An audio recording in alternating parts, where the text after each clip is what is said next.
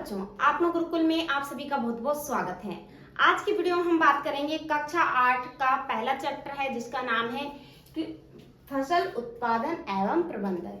ये जो विषय विज्ञान का चैप्टर है प्रथम, इसमें हमने जाना था कि जो फसल है वो किसे कहते हैं और रबी की फसल जो मुख्य दो प्रकार से फसल उगाई जाती है, कौन सी, एक तो है रबी की फसल और दूसरी होती है खरीफ की फसल।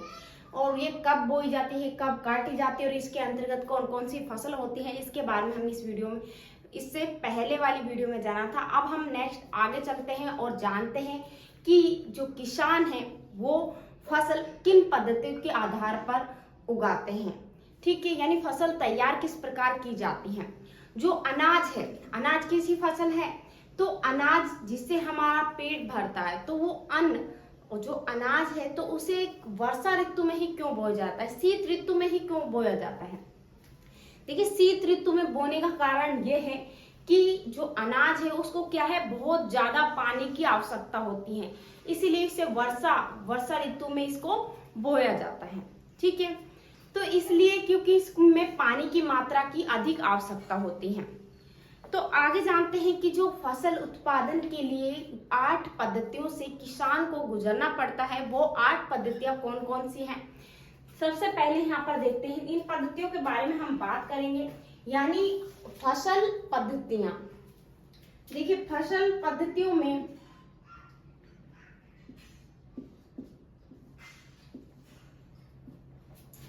जो फसल पद्धति है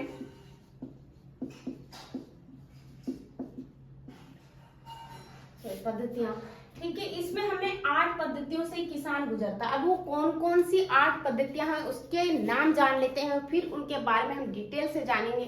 सबसे पहले यहाँ पर है मिट्टी तैयार करना। पहले क्या है, मिट्टी तैयार करना। जो किसान है वो क्या करता है, मिट्टी तैयार करता है, तैयार करना।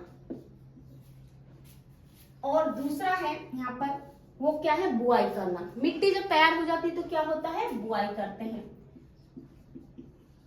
इसके बाद तीसरी कौन सी है, हाँ, जब क्या होती है, बुआई होती है, उसके बाद इसमें जो खाद वगैरह डाली जाती है, तो इसमें तीसरी क्या बात होगी, खाद एवं उर्वरक का प्रयोग। खाद एवं उर्वरक का प्रयोग, इसमें हम आगे जानेंगे कि उर्वरक और खाद में अंतर क्या होता है। उर्वरक देना। चौथा है कि बुआई करने के बाद हमने खाद और उर्वरक दिए, इसके बाद क्या की जाती है, सिंचाई की जाती है। ठीक है, सिंचाई करने के बाद क्या होता है, उसमें सिंचाई की, पानी दिया, उसके बाद उस फसल में क्या हो जाता है, फसल के अंतर्गत अंदर ही उसमें बहुत सारे घास जिसे खरपतवार कहते हैं, तो खरपतवार उग जाते हैं। तो उसके बाद उनको, किसानों को उनसे भी रक्षा करनी पड़ती है फसल की, तो वो क्या होते हैं, खरपतवार उससे सुरक्षा करते हैं। तो अगला स्टेप होता है खरपतवार से सुरक्षा,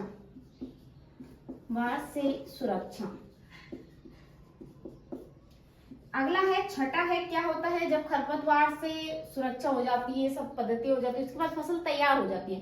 यानी यहाँ पर क्या होगी, फसल तैयार होगी, और फसल तैयार करने के बाद क्या होता है, उसकी कटाई की जाती है। ठीक है, इसके बाद कटाई करने के बाद क्या होता है, उस फसल को निकाला जाता है। तो वो फसल क्या होती है, बहुत सारी होती है, तो उसको स्टोर करके रखना या उसका भंडारण करने की जो समस्या होती है, ये किसानों के लिए सबसे बड़ी समस्या होती है, क्योंकि उनकी जो सारी मेहनत होती है वो क्या होती है, फसल के बारे में, मतलब फसल तैयार करने में होती है।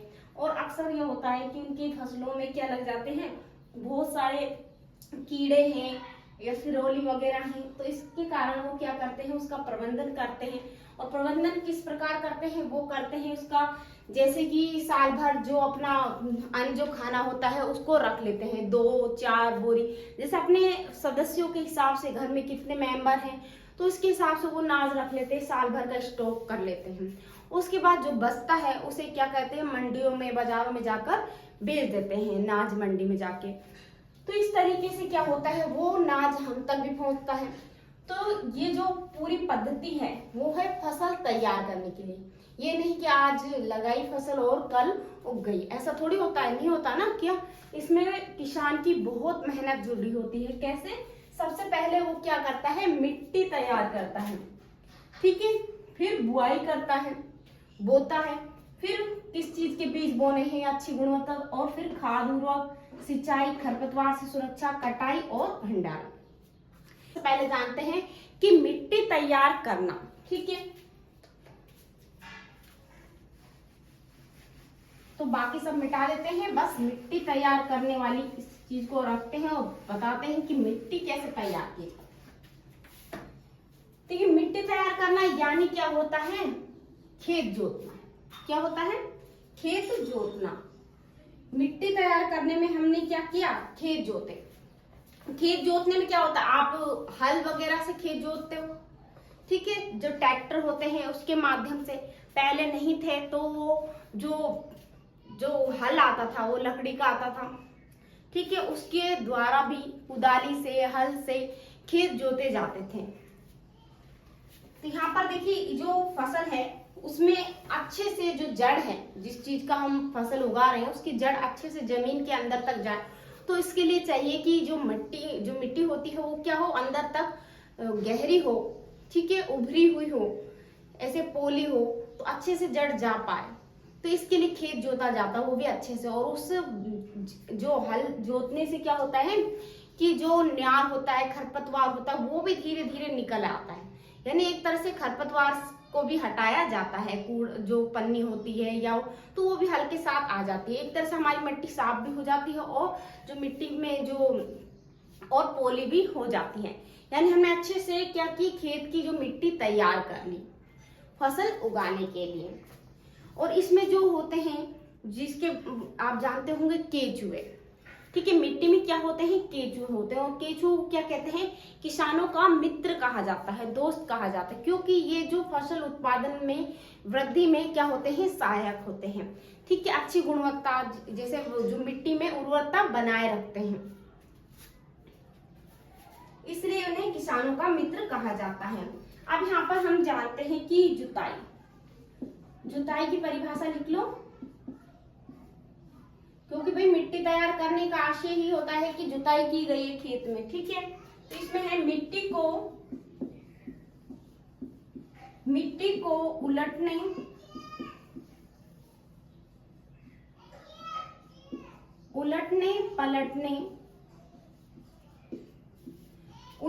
पलटने एवं पोला करने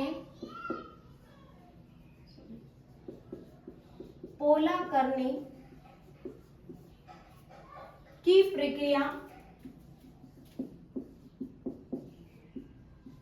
प्रक्रिया जुताई कहलाती है।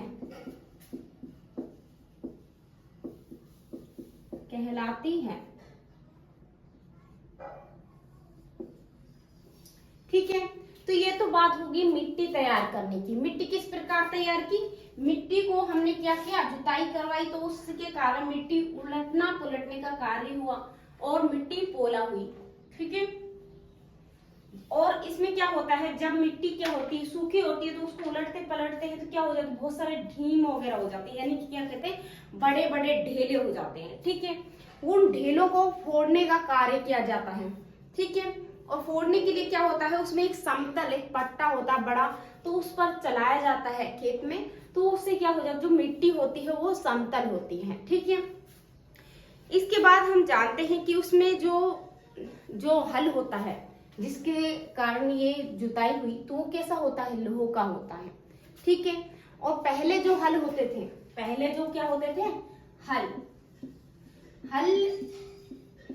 कैसे होते थे, कुछ इस प्रकार से आपकी किताब में दिखाया गया है, देख लीजिए यहाँ पर थोड़ा बहुत ऐसा कुछ बना हुआ है चित्र। देखिए जो ये वाला सिरा है, यहाँ पर देखिए जो ये सिरा है वो क्या है, जिससे आप जुताई करते हैं, तो ये क्या है, लोह की छड़ है इसमें। ठीक है, इसमें जो नोक है वो हल्की, ये क्या है, लोह की होती है।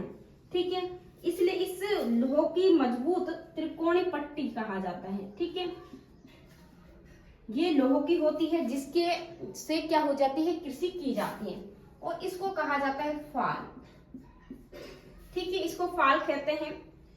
और इसमें जो आपकी किताब में दिखाया गया है जोत, यहाँ पर एक डंडी होती है, यहाँ पर एक जो बेल होती है उसको बांधा जाता है दोनों साइड से, तो इसे क्या कहते हैं, इसको कहते हैं जोत। यानी जुताई करने का जोत। ये होता है फाल और इसको कहते हैं लोह, ठीक है। और ये होती है सेफ्टी, हल सेफ्टी। तो ये आपके जो किताब का जो चित्र है कुछ इस प्रकार। तो हल पहले क्या लकड़ी के आते थे, लेकिन जो जुताई करने का जो सिरा था, ये सिरा है जुताई करने का, तो ये किसका होता था, ये होता था लोह का। किसका होता था, लोह का। इससे जुताई की जाती थी, वो भी बैलों की सहायता से। आगे जैसे तुम्हारी में किताब में क्या है बच्चों कि कुदाली। कुदाली एक सरल औजार होता है। कैसा औजार होता है भाई, सरल औजार होता है। हमने इसके बारे में जान लिया, हल के बारे में। इसके बारे में आप लिख भी सकते हैं भाई हल क्या है। तो हल क्या है, एक इसमें आप बताया गया कि प्राचीन समय में जुताई के लिए हल का प्रयोग किया जाता। हल में बैलों का प्रयोग किया जाता था। और जब हल से कृषि की जाती थी तो हल ये नहीं कि बैल ही होते थे, घोड़े भी होते थे, ऊंट भी होते थे। तो इनकी सहायता से भी कृषि की जाती थी, मतलब इनकी सहायता से भी जुताई की जाती थी, यानी और भी पशु होते थे। इसके बाद है कुदाली। कुदाली एक सरल औजार है। उससे क्या निकाला जाता है, खरपतवार निकालने और मिट्टी को पोला करने के लिए किया जाता है।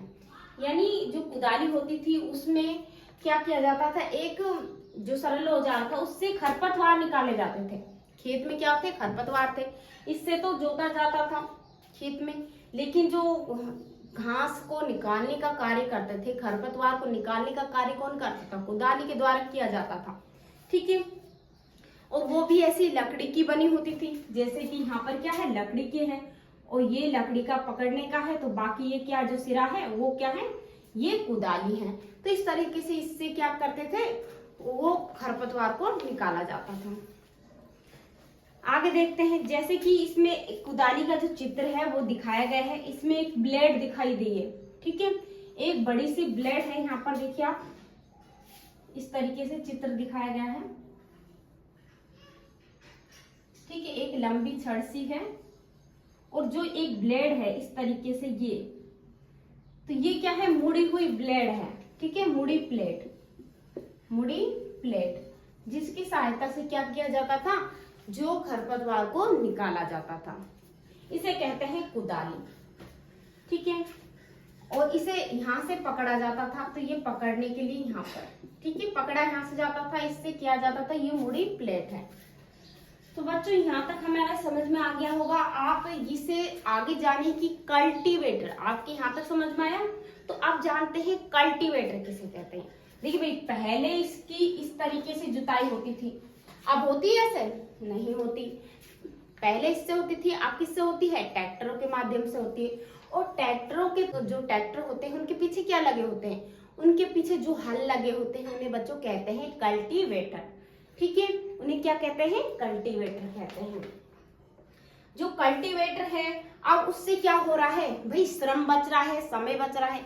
श्रम यानी मेहनत बच रही है बहुत। पहले जो लोग थे वो इस पद्धति से करते थे, हल से, बैल के माध्यम से, तो इसमें बहुत मेहनत लगती थी, ठीक है, श्रम बहुत लगता था और जो समय था वो भी बहुत लगता था। ये नहीं कि आप गए और जोत के आगे खेत को, तो नहीं होता था, लग जाते थे 4-5 दिन लग जाते थे और भी ज्यादा ही।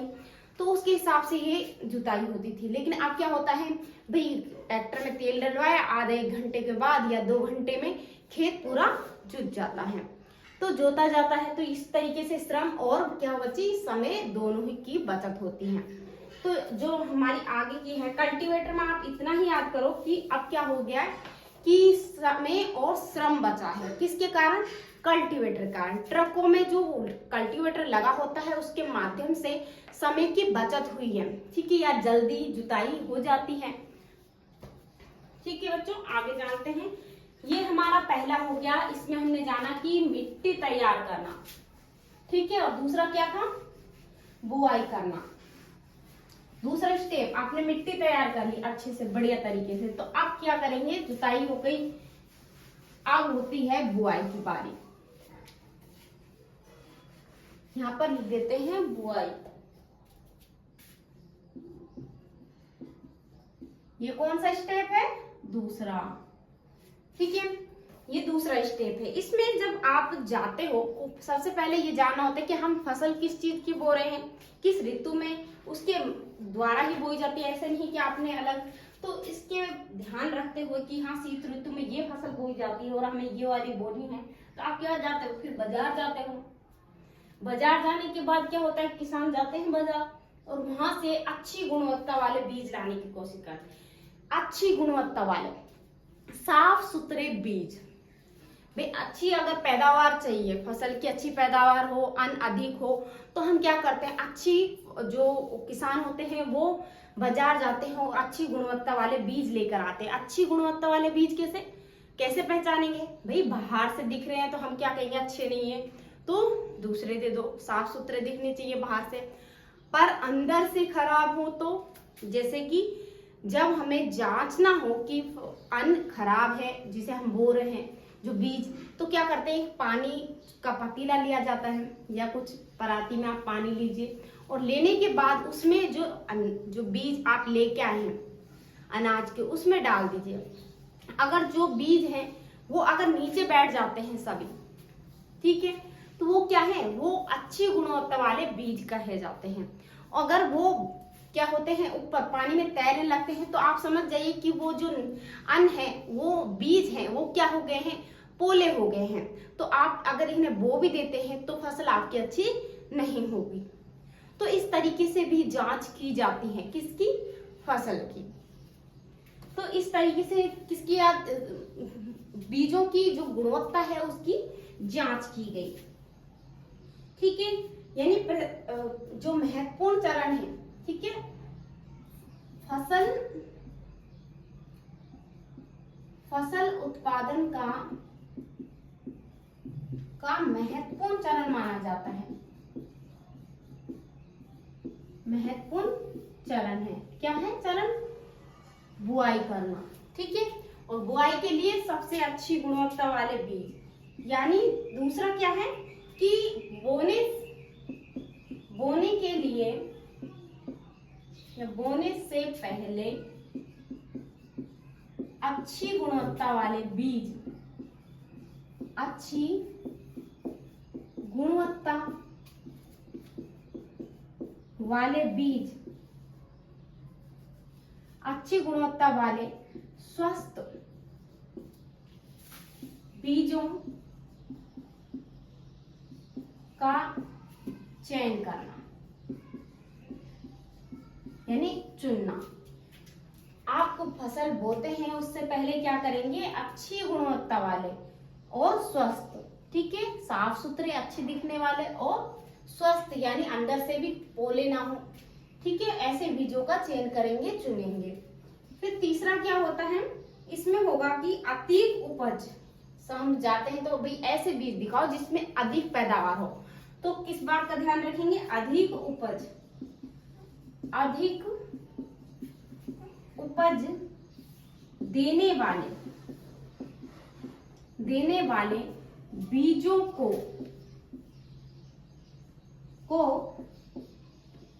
बीजों का प्रयोग करेंगे, या कहें कि प्राथमिकता देंगे, को प्राथमिकता देते हैं,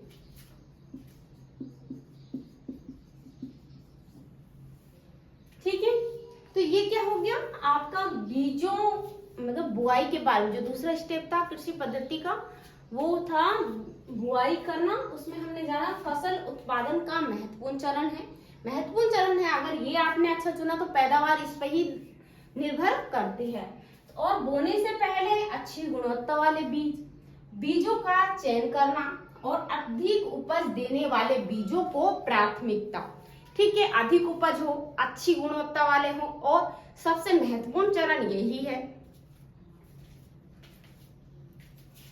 ठीक है। अगर आप अब हम जानते हैं तीसरा स्टेप कौन सा था, इसमें तीसरा स्टेप हमने खाद एवं उर्वरक का देना, ठीक है, खाद एवं उर्वरक देना।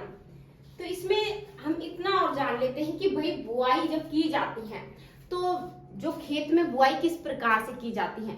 तो यहाँ पर आप देखेंगे कि जो किताब में आपके दिए बीज बोने की जो पारंपरिक विधि थी या तरीका था वो कौन सा था, वो था कि दो बेलों को जैसे आगे धकेला जा रहा है, या कहें कि जो दो बैल हैं वो इस तरीके से यहाँ पर बांधा जाता है, ठीक है यहाँ पर। और ये क्या है, इस तरीके से दो जो व्यक्ति हैं यहाँ पर क्या कर रहे हैं, यहाँ पर एक पाइप सा है और ये क्या है, कीप है, ठीक है, ये क्या है, कीप है। और जैसे जैसे यहाँ पर क्या हो रहा है, और ये यहाँ पर क्या है, हल है, ठीक है, आप समझो यहाँ पर। तो यहाँ पर क्या किया जाता है कि इसमें जो कीप में बीज डाले जाते हैं, ये पारंपरिक तरीका था पहले का। तो इसमें बीज डाले जाते थे और डालने के बाद ये 3 पाइपों से गुजरते थे, कुछ 3 पाइपों से होकर इसमें ही जाते थे और धीरे धीरे एक समान उसमें क्या होता था, ये बुआई करते थे, मतलब गहरा समान मात्रा में गहराई में जाकर बीज बोते थे। और उसके ऊपर एक जो इसमें था कि मिट्टी को ऊपर से दबती जाती थी, ठीक है। अब क्या हुआ, सीड ड्रिल, ये तो तरीका था बीज बोने का पारंपरिक तरीका। पारंपरिक तरीके में इस तरीके से बोया जाता था, कीप में डाला जाता था। और ये है कीप, औजार कीप के आकार का होता था, नुकीला होता था तथा मिट्टी को भेदते हुए, यानी मिट्टी के अंदर बिल्कुल अंदर की ओर जाते हुए वो क्या करते थे, मिट्टी बिल्कुल अंदर तक जाए, इसके लिए वो बीज को डालते थे। जैसे ही जाता था तो वो समान लाइनों में समान मात्रा में नीचे की जो गहराई है उसको भेदती हुई या मिट्टी को भेदती हुई इस बीज को बोते थे। अब है सीड ड्रिल। अब देखिए सीड ड्रिल जो है इसमें क्या होता है, इसमें बहुत सारे पाइप होते हैं, ठीक है, और इस तरीके से इसमें भर दिया जाता है अन्न। और इसमें जो नीचे आप देख रहे हैं इसमें क्या होते हैं, बहुत सारे पाइपों होते हैं और इसकी वजह से क्या होते हैं, 3-4 लाइनों में इस तरीके से बीज बो दिए जाते हैं, ठीक है। तो ये हो गई सीड ड्रिल। ये क्या है, सीड ड्रिल। इसमें आजकल बुआई के लिए ट्रैक्टरों को संचालित सीड ड्रिल, यानी ट्रैक्टर के माध्यम से इस सीड ड्रिल को कहाँ लगाया जाता है, जैसे मैंने अभी बताया था कि इससे पहले आपने पढ़ा था कि जो कल्टीवेटर को कहाँ पर बांधा जाता है, तो उसमें लगाया जाता था, ट्रैक्टर में लगाया जाता था। कल्टीवेटर के माध्यम से जुताई जल्दी हो जाती थी। ऐसे ही अब जो ट्रैक्टर के पीछे क्या लगाया गया है, सीड ड्रिल लगाया गया है और सीड ड्रिल के माध्यम से बुआई भी बहुत जल्दी हो जाती है, ठीक है। और कैसी होती है, बिल्कुल समान दूरी पर और गहराई में जाकर बीज बोना। ये बुआई किसके माध्यम से होती है, सीड ड्रिल। तो ये क्या हो गई, ये आधुनिक विधि हो गई, आधुनिक तरीका हो गया। ये हो गई बुआई। बुआई के बाद अगला स्टेप जानते हैं, तीसरा है खाद एवं उर्वरक में अंतर। खाद और उर्वरक में अंतर को समझेंगे बच्चों, ये हमारा तीसरा स्टेप है। आप यहां से समझते चलिए क्या था, खाद एवं उर्वरक में अंतर, यही था, हाँ, डालना या मिलाना। खाद एवं उर्वरक मिलाना, इसमें हम जानते हैं कि मिट्टी में पोषक तत्व बनाए रखने के लिए, कि उसमें पोषक तत्व मौजूद हो सके जिससे फसल अच्छी हो सके, इसके लिए मिट्टी में पोषक तत्वों की मात्रा की आवश्यकता होती है। और जो पोषक तत्व होते हैं वो क्या होते हैं, उसमें पोषक तत्वों की मात्रा को बढ़ाने के लिए, अब बनाए रखने के लिए उर्वरक और खाद की आवश्यकता होती है, ठीक है। उर्वरक और खाद की आवश्यकता होती है। इसमें मिट्टी, और हम जानते हैं कि मिट्टी फसल में खनिज पदार्थ प्रदान करती है। मिट्टी क्या करती है, खनिज पदार्थ प्रदान करती है। इसमें आगे और जानेंगे, खाद एक कार्बनिक पदार्थ है, मतलब खाद और जो खाद होती है उसे क्या कहते हैं, आप जानते होंगे, वर्मी कंपोस्टिंग अथवा कछुए द्वारा खाद तैयार करना। केचुए, आप जानते हैं ना, केचुए के द्वारा कंपोस्टिंग खाद बनाई जाती है, उसे कहते हैं, कैसी खाद होती है, वर्मी कंपोस्टिंग।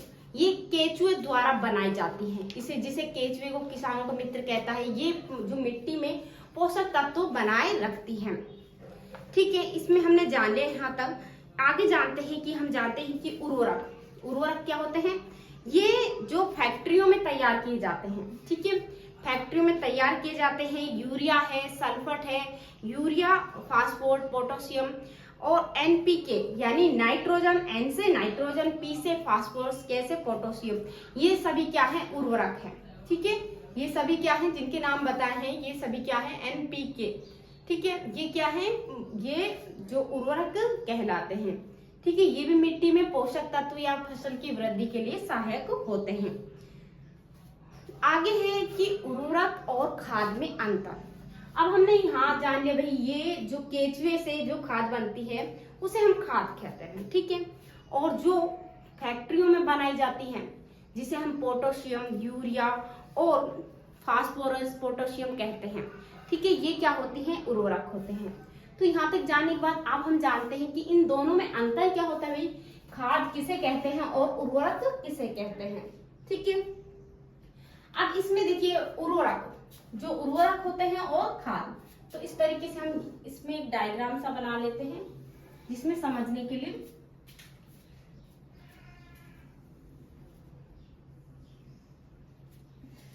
यहाँ पर लिखते हैं खाद और यहाँ पर लिखते हैं उर्वरक।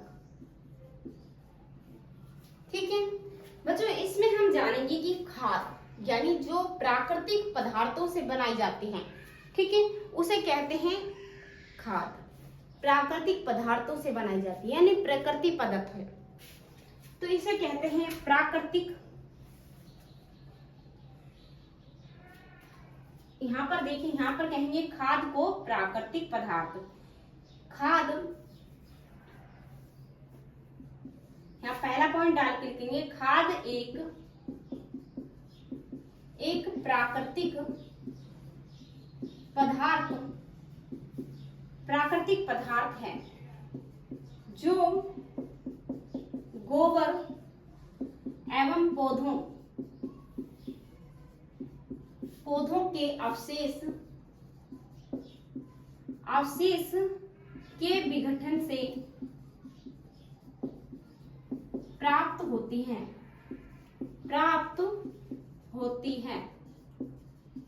ठीक है, अब ये जो बात है, अब इसमें जानते हैं कि भाई जो उर्वरक होते हैं ये क्या होते हैं, उर्वरक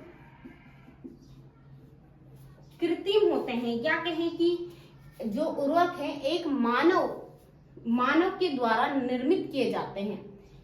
उर्वरक एक मानव निर्मित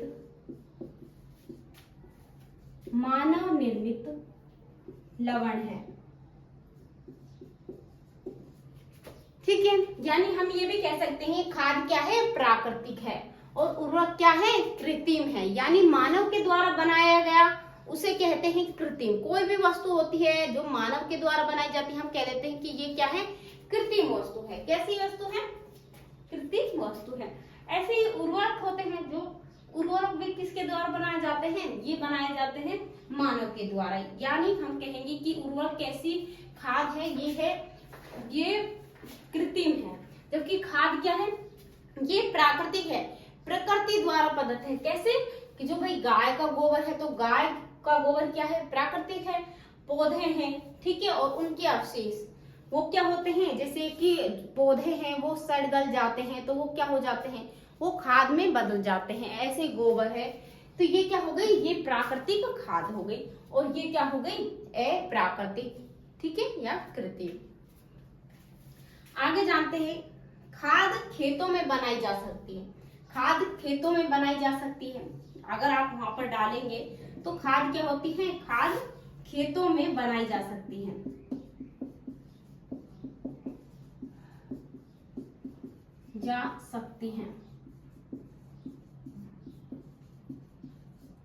आप एक जगह बहुत सारे जैसे ये पौधे हैं, ठीक है, और वहीं पर आप गोबर डाल रहे हैं, वहीं सड़ रहे हैं, गल रहे हैं, तो इस तरीके से वहां खाद तैयार हो जाती है, खेतों में ही तैयार हो जाती है। ठीक है, वहीं पे आप एक जगह पटकते जाते हो तो भी तैयार हो जाती है। लेकिन क्या होता है, जो उर्वरक होता है ये ऐसे तैयार नहीं होता, बल्कि कैसे तैयार होता है, ये मानव निर्मित है, मानव के द्वारा। और मानव कहाँ पर, फैक्ट्रियों में तैयार करते हैं। ठीक है, कहाँ पर तैयार करते हैं, फैक्ट्री में। तो यहाँ पर हम लिख देंगे, ठीक है, यहाँ पर आप लिखो, पहला पॉइंट ये हो गया। दूसरा लिखो कि इसमें क्या है, उर्वरक कहाँ पर उत्पादन होता है, इनका होता है फैक्ट्रियों में।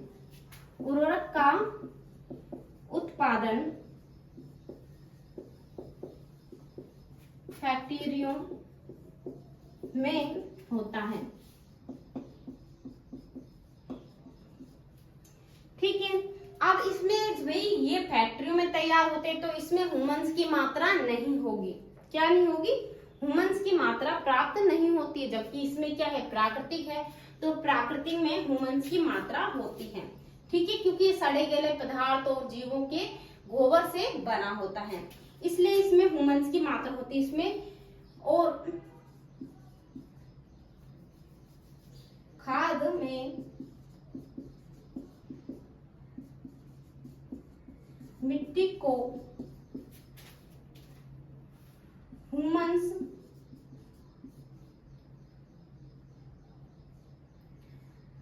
प्रचुर मात्रा में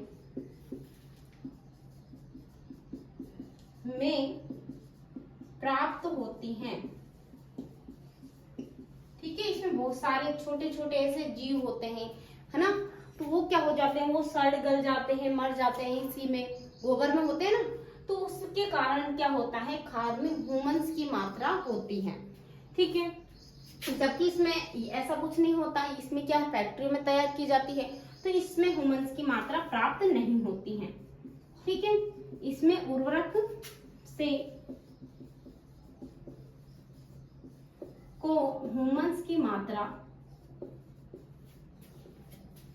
या कहें कि ह्यूमंस प्राप्त नहीं होते हैं। ठीक है, और ह्यूमंस यानी वो छोटे छोटे जीव जो मृत मर जाते हैं, खाद के अंदर दिखाते हैं ना, उसमें गोबर में होते हैं, तो वो क्या होते हैं, मिट्टी में मिल जाते हैं, और मिट्टी में मिल गए मतलब मिट्टी में ह्यूमंस की मात्रा उत्पन्न की। ठीक है, ह्यूमंस की मात्रा हो गई, तो इसमें तो होती नहीं है, इसमें ह्यूमंस की मात्रा कैसे होगी, इसमें कुछ ऐसा कुछ होता नहीं है, ये फैक्ट्री में तैयार की जाती है। ठीक है, अब है चौथा जो पॉइंट है वो क्या है, उर्वरक। उर्वरक के बारे में बताया था NPK। NPK मतलब है नाइट्रोजन, सॉरी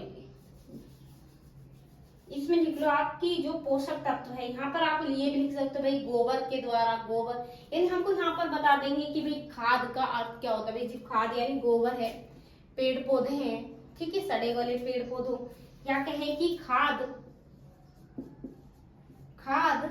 में पादप पोषक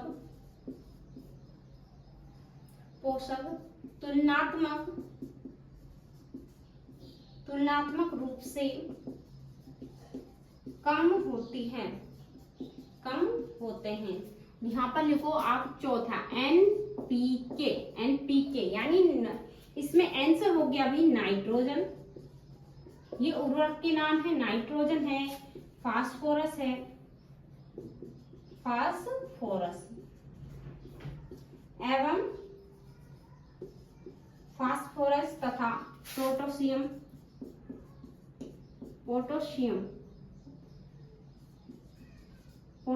प्रचुर मात्रा में होते हैं। उर्वरक में क्या होते हैं, इसमें होते हैं नाइट्रोजन, फास्फोरस और क्या होते हैं, पोटेशियम, ये सभी क्या होते हैं, प्रचुर मात्रा में होती हैं। किसमें होते हैं, उर्वरक में। और भाई हम जानते हैं कि दोनों का काम एक ही है, क्या होती है, फसल में वृद्धि करने का। भाई खाद और उर्वरक का प्रयोग क्यों करते हैं, खाद और उर्वरक का प्रयोग आप क्यों करते हैं, क्यों करेंगे भाई किसान, इसलिए करेंगे क्योंकि उनको फसल का उत्पादन अच्छा करना है, फसल में वृद्धि करनी है, अच्छी फसल हो, ज्यादा हो, उसके लिए क्या करते हैं, खाद और उर्वरक का प्रयोग करते हैं। ठीक है, जब इनका प्रयोग किया जाता है तो जो एक स्थान से दूसरे स्थान जब ले जाते हैं, जैसे कि आप खाद है एक स्थान से दूसरे स्थान पर ले जाएंगे तो क्या होगा, आपको समय अधिक लेगा और जो मेहनत है वो भी अधिक लगेगी, क्योंकि ले जा ही नहीं सकते, एक तरह से ये बहुत भारी होती है। आप एक गोबर को एक स्थान से दूसरे स्थान तो आपको क्या है, भारी पड़ती है। लेकिन जहां पर यहाँ देखें उर्वरक को एक स्थान से दूसरे, इसके तो कट्टे आते हैं, वो सफेद सफेद दाने देखे आपने, तो उसको उर्वरक कहते हैं। तो एक कट्टे को आप दूसरी जगह ले जाओ तो एक खेत को हो जाता है।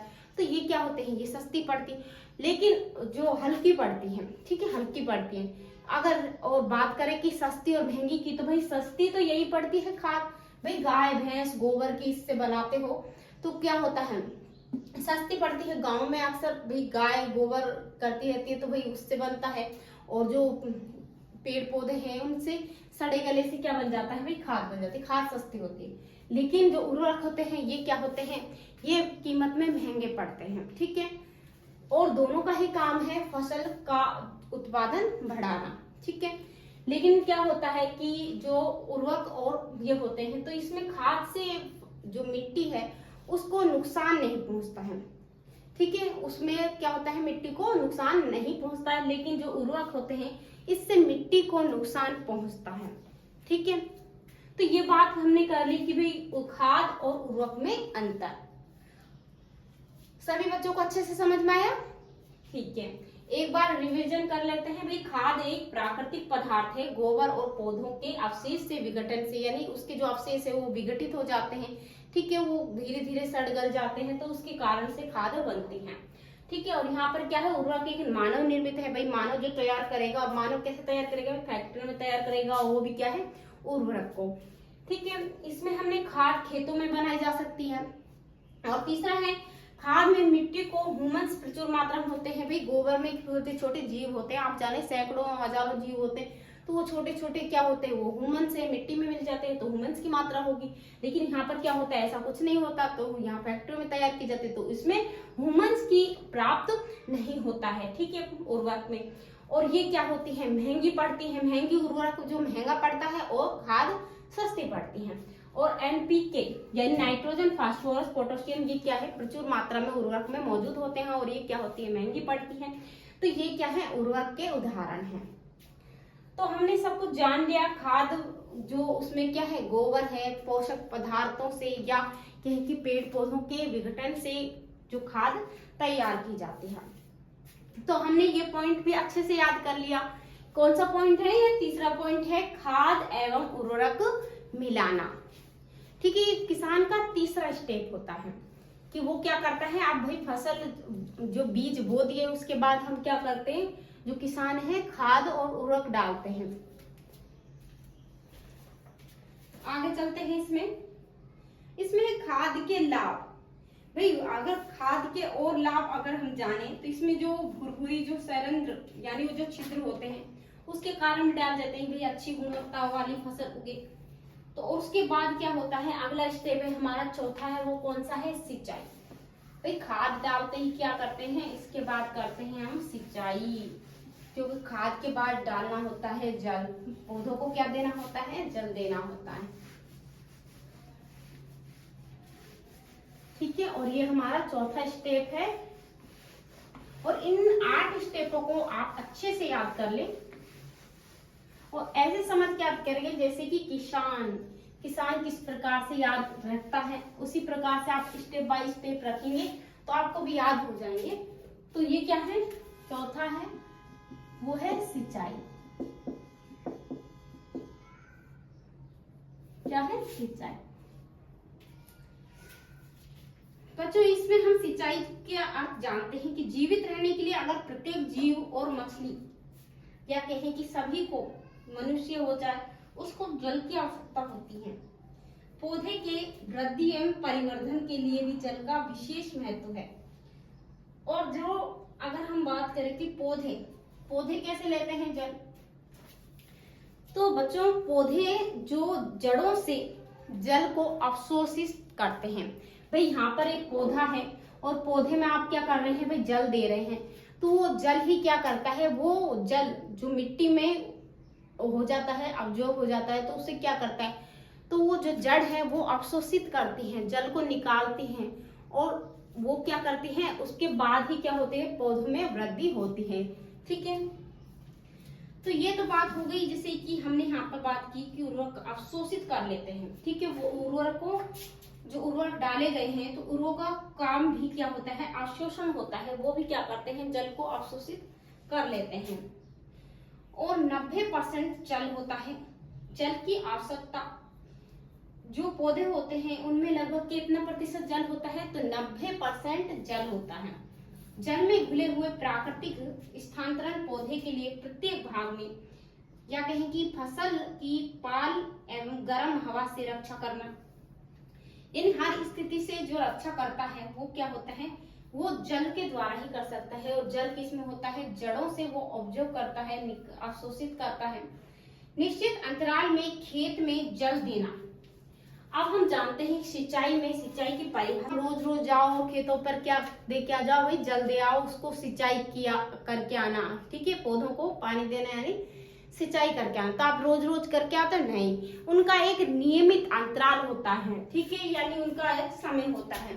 तो यही है कि निश्चित अंतराल पर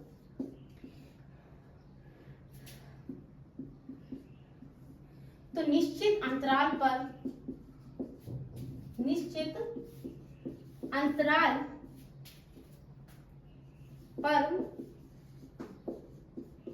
खेत में जल देना।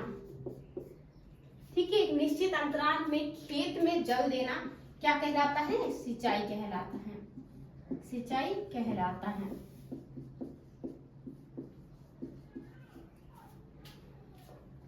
सिंचाई एवं समय बारंबारता होती है। इसे हम गर्मी में पानी और इसमें होता है कि भाई सर्दी में कितना पानी दिया जाए, किस चीज की फसल उगाई, उसको कितने पानी की आवश्यकता होती है और किस अंतराल में दिया जाए। तो इसका निश्चित अंतराल होता है जल देने का। ठीक है, तो एक निश्चित अंतराल में आपको ये परिभाषा याद करनी है। परिभाषा क्या है कि निश्चित अंतराल में खेत में जल देना।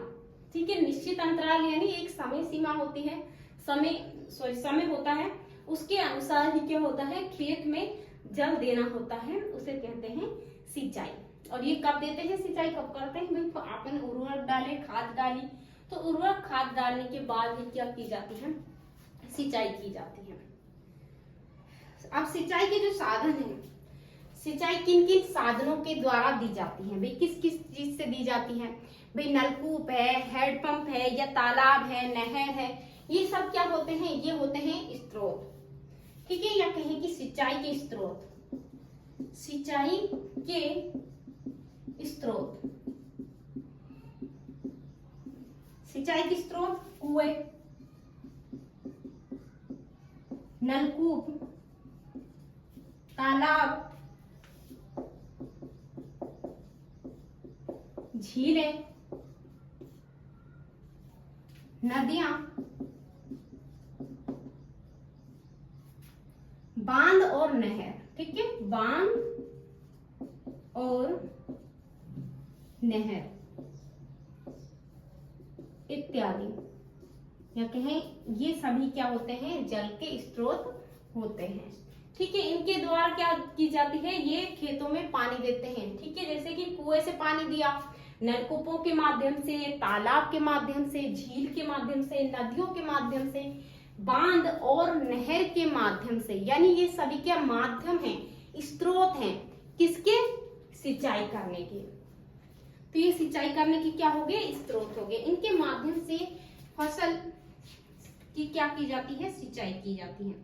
अब सिंचाई के पारंपरिक तरीके, यानी पहले के जो तरीके थे उसमें थी मोट जिस तरीके से इसमें दिखाया गया आपकी किताब में, भाई एक कुआं है, कुएं के माध्यम से यहाँ पर से रस्सी से पानी निकाला गया है और उसके बाद एक जगह पानी डाला जाता है और वहीं से ही डालते जाते हैं और खेतों में जो पगडंडियां बना दी जाती हैं और उसके माध्यम से सभी जगह क्या पहुंच जाता है, जल पहुंच जाता है। ठीक है, ये मोट या घिरनी विधि कहलाती है।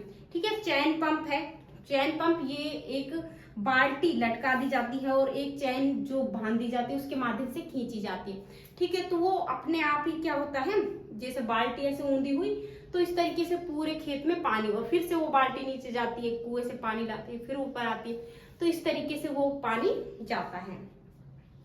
ढोकली, जो ढकली है, रहट है, रहट के माध्यम से एक बैल है, एक बैल क्या होता है, इसको बांध दिया जाता है एक जगह और उसको क्या है, इस तरीके से एक जो आप किताब में देख सकते हैं कि उससे एक जो डंडा होता है बहुत बड़ा, इस तरीके से यहाँ पर आप देखिए एक इस तरीके से होता है और यहाँ पर इसको बेल को बांध दिया जाए। जैसे जैसे बेल आगे चलता है इससे पूरे सर्किल लगाता है। ठीक है, इस तरीके से ये गोल गोल घूमता रहता है बेल है।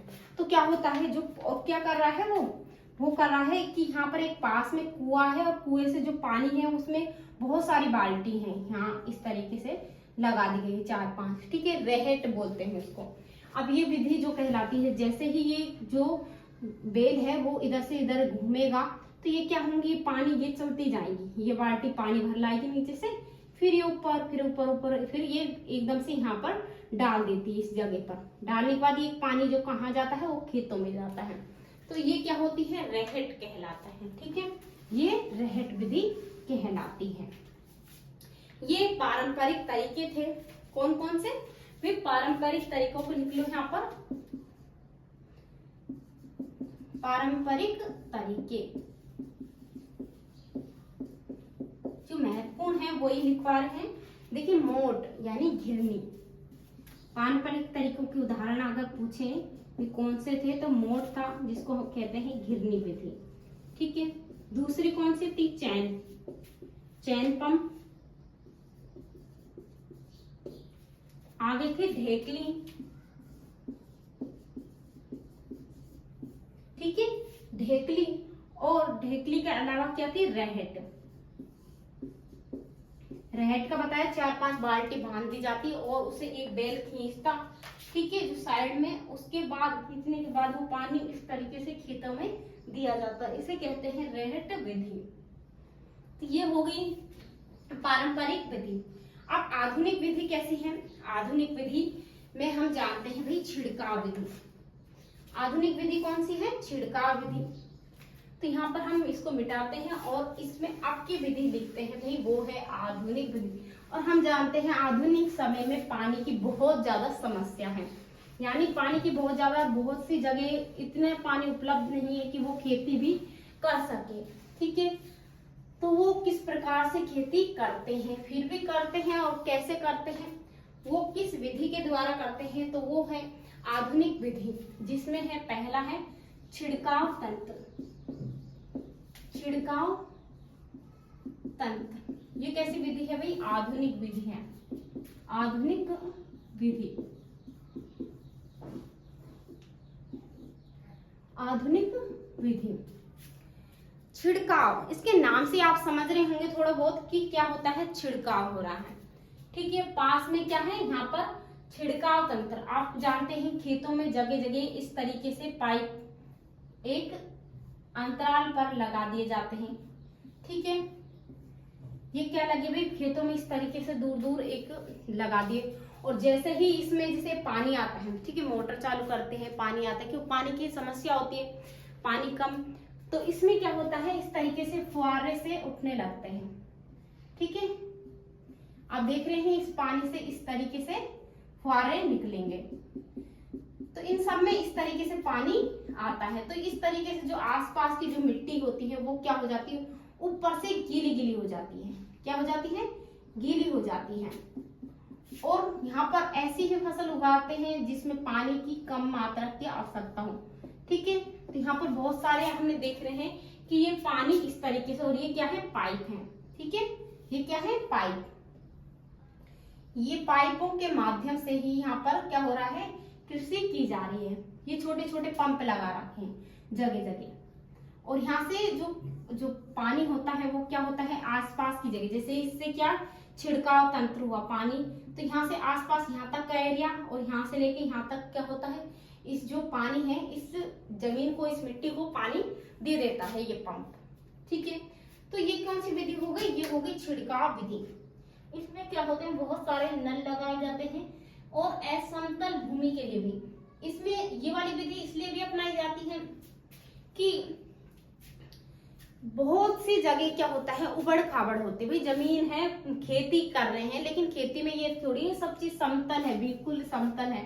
ऐसा भी हो सकता है कि भाई उबड़ खाबड़ हो कहीं पर, इस तरीके से वहां भी कृषि करनी होती है, तो क्या करते हैं भाई, वहां भी ये विधि अपना सकते हैं। भाई कहीं पे पानी नहीं पहुंच पा रहा तो वहां पर ये नल लगाए जाते हैं, जिससे कि पानी सभी जगह पहुंच सके, ठीक है। ये विधि अपनाई जाती है जहां पर पानी की समस्या हो और जो भूमि क्या हो, असमतल हो, ठीक है।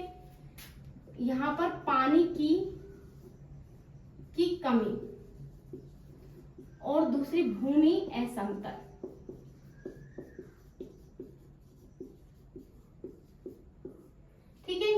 तो ये क्या हो गया, हमको ये दो बात याद रखनी है कि जब भी हम इस विधि का याद करेंगे भी छिड़काव विधि, तो हमारे दिमाग में ये फोटो और एकदम से एक तरह से ये क्लिक करना चाहिए कि भैया इस तरह से नल लगे होते हैं। और क्यों लगे होते हैं भी, पानी की कमी के कारण सभी जगह पानी पहुंच सके, और भूमि असमतल होती है, भूमि उबड़ खाबड़ होती है, समतल होती है, ठीक है, उसके कारण भी क्या होता है ये वाली विधि अपनाई जाती है। ठीक है, आगे हम जानते हैं दूसरी विधि कौन सी है। ये हो गई छिड़काव तंत्र। दूसरी विधि के बारे में जानते हैं। दूसरी विधि का नाम है ड्रिप तंत्र। क्या है? ड्रिप तंत्र।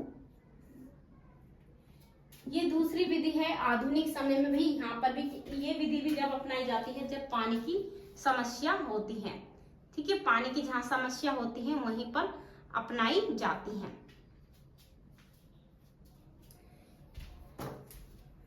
तो ये भी पानी की समस्या के लिए, लेकिन इसमें क्या होता है कि जड़ों को पानी दिया जाता है। ठीक है, जड़ के लिए पानी दिया जाता है। इस खेतों में क्या होते हैं, जो फसल होती है वहां पर इस तरीके से नली लगाकर छोड़ दी जाती है और इनकी जड़ों में धीरे धीरे पानी थोड़ा थोड़ा सा जाता रहता है। इस तरीके से यहाँ पर की जाती है फसल। ठीक है, फसल उत्पादन की जाती है, फसल तैयार की जाती है, वो है छिड़काव तंत्र। और ये विधि जहां पर अपनाई जाती है जहां पर क्या होती है पानी की समस्या होती है, वहीं पर ये विधि अपनाई जाती है। तो बच्चों आगे हम अगला जो हमने कहाँ तक पढ़े हैं, 4 पद्धति पढ़ चुके हैं और 4 और बच रही हैं, वो हम नेक्स्ट अगले दिन पढ़ाएंगे। आज के लिए बस इतना ही।